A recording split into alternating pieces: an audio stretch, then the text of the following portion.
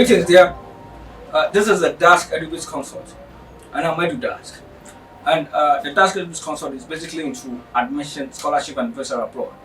All there is to your academic, you want to contact us. We want to gladly hear from you and be of service in the capacity you require of us. In this session, I want to address to you the interview with the visa officer. I thought that this is a very important video you don't want to miss. Let me first of all admonish you to share. When you share, then you can keep a copy for yourself, and also to get others to be informed. The rejection on the face of the one who has been refused a visa, you don't wish it for your worst enemy. It's a lot of torture, at least for a period of time. And so in that regard, there has come of need that you are better informed of what to know, what to do before you talk to the visa officer, the consular, if you like. I'm going to walk you through what the basically the student visa is. We call it F1. The F1 is basically a non-immigrant visa. So depending on the discretion of the visa officer, he has within his discretion with regards to the law to give you a period of 1 up to 5 years. Now, mostly because the master's program is 2, for some it's a year, you might just get a visa for a year or 2. You could get 3, depending. But of course, if it is a PhD, it will take time. So it could be 4, 3, or 5. So that at the end of the day, you have between 1 and 5 years to have the duration of your visa. We're looking at the student visa for the USA, the United States of America. Now, what I'm saying is that the student visa is basically to give you the access to enroll in a university, or a college, or a high school, or any professional institution of any academic sort to enter into the USA and school. So if you want to school abroad as a student, you need the F1 visa, you need the student visa. Now before you can get the student visa, you need to go through a process. It reinforces the need for this video. I thought that you should pay attention to some of the things I have raised, and better get a knowledge of what is required of you. So we are looking at the F1 visa interview. What is the F1 visa interview? I want to share with you that it is an interview between you and the visa officer to assess your eligibility to study abroad with an academic institution. Yes, you want to consult me to know whether you want to book for an interview or not, because there are some restrictions as to who might get a visa without going through the interview process. I'll be waiting to hear from you to share with you a knowledge in that regard. Now, mostly, I want you to also understand that it is advised that you get a visa, or as it were, you schedule for the interview 30 days prior to the start of the academic calendar. The consular wants to assess how you can be ready, or your preparedness in advance of the academic calendar, so that you don't go and join them later. The consular wants to make sure that you start with them. So you want to make sure that you schedule your interview appointment with such timelines. These are some of the things that take note of. Deadlines. It's of great importance. Okay, so we're looking at the eligibility. Now, first of all, it is advised that you put it at the back of your mind that, or as it were, you are informed that you would want to come back home. When you go abroad, you want to come back home and make change. And the knowledge that you have going to acquire, you can come back home and influence decisions, if not national, at least local, or as it were, in your community. Better still, as an individual, seek to make change. The visa officer will want to make sure of this, and also to give others the opportunity to also go. So it is not as it were overpopulated. When you go, come back, so others will also get the opportunity to go and we are all better people, except for situations that prove beneficial otherwise. So I would say it ties back home. Now, also your eligibility has to do with the fact that you have been admitted into a university to come and pursue a course. Makes you eligible for the visa interview. Notice that we are addressing the eligibility requirement of an individual to attend the F1 visa interview. I also want to look at a bit of a general advice. I might want to get into what I want you to know with regards to the visa interview a bit later.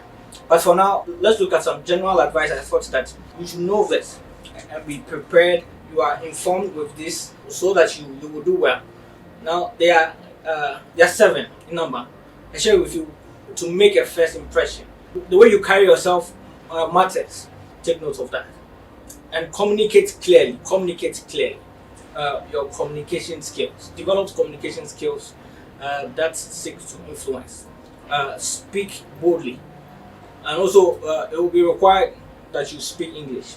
And so, you will want to look at your grammar. Prepared in all manner and form for the visa process. Be prepared. Don't go unprepared.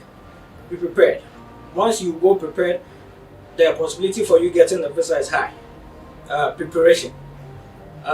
Count your cost. Be prepared. Know your school and the program. Notice that these are general advice. Know the school and the program. Prove that you would want to return back home. The 7 points is that keep your answers precise and concise. Get the precision and be concise. You don't have to talk plenty or speak plenty. You will get yourself confused. The things that it is required of you, get to it and make mention of them and stick to them. A bit of an advice I thought you should know. Please take notes before you speak to the visa officer. I also want you to take note of the visa acceptance rate. It might not be of very significant to you because you are going to go prepared and you are going to meet the requirements. But there are statistics to show that some have been refused, some have been accepted. Whatever the case, the essence of the video is to get you to be accepted. So you are going to be part of the acceptance rate. But of course, the next time you go to the visa interview, you're going to be accepted because you have observed the things I have argued out with you, and you will do accordingly. Now, there are some general questions you want to look at. The visa officer wants to know the college and the university you are attending. So you are going to be asked of the name of the university or college. Now, but of course, it is in its rightful place that the visa officer share pleasantries with you. It's solely appropriate that the visa officer shares pleasantries with you. So by far, he or she is going to greet you and ask you how you are doing, how is your day going. Yes, but of course, aside that, you have to know the name of the university or the college you have been admitted to. It's something that you want to take note of. The second point is that you want to take note of the program you've been admitted to, the name of the program, the name of the degree you have been admitted to. Notice that there's the program and there's the degree. Know the difference. What program are you going to offer? What degree?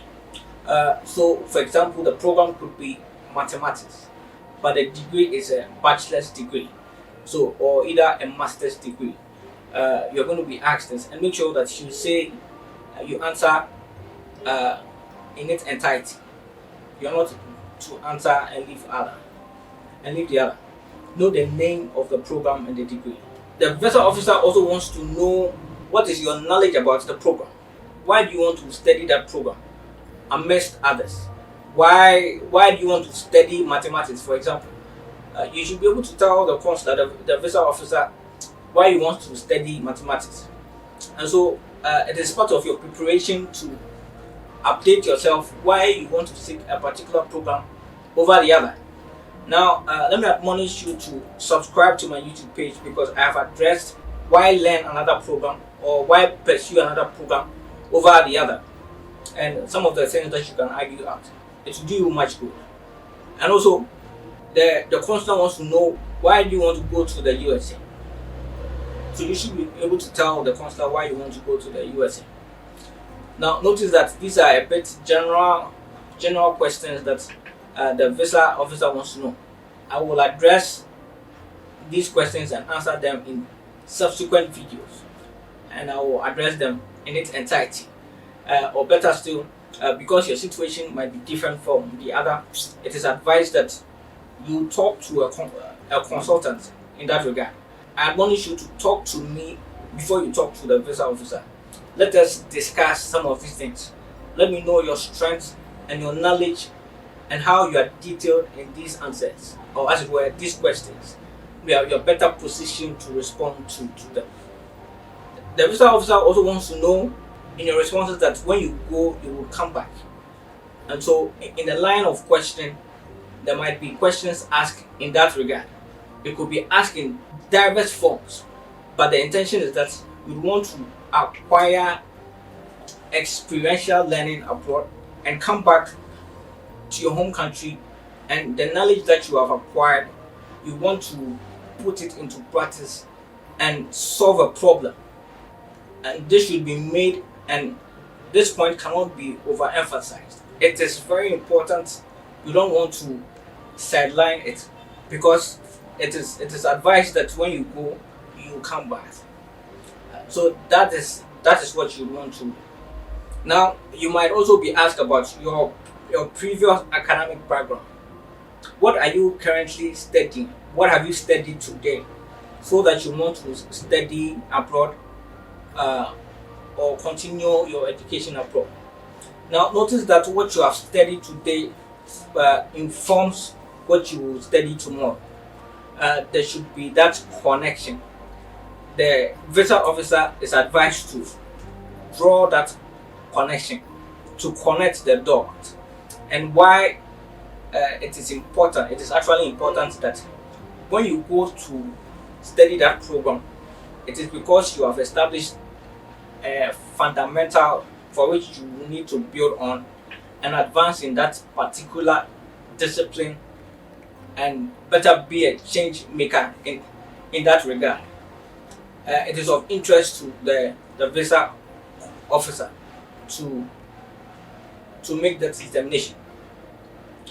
There could be cases where what you have studied today has nothing to do with what you want to study, or the program that you want to study abroad. That's different. Your previous program of study had nothing to do with your with your current study, or as it were, with the program that you want to study. So you need to be able to explain to the visa officer why the change of program, why the change of discipline, why do you want to change now. The visa officer will ask you, and your inability to respond to this question adequately, or as it were, sufficiently, you'll be putting your chances of getting the visa in jeopardy. You would want to connect the dots. Talk to me before you talk to the consul. Let us go through this. Let us answer these questions. All right. You're also going to be asked about your major, what you have majored in. That is basically your academic background. You want to take note of that. Some other questions could be your ties abroad.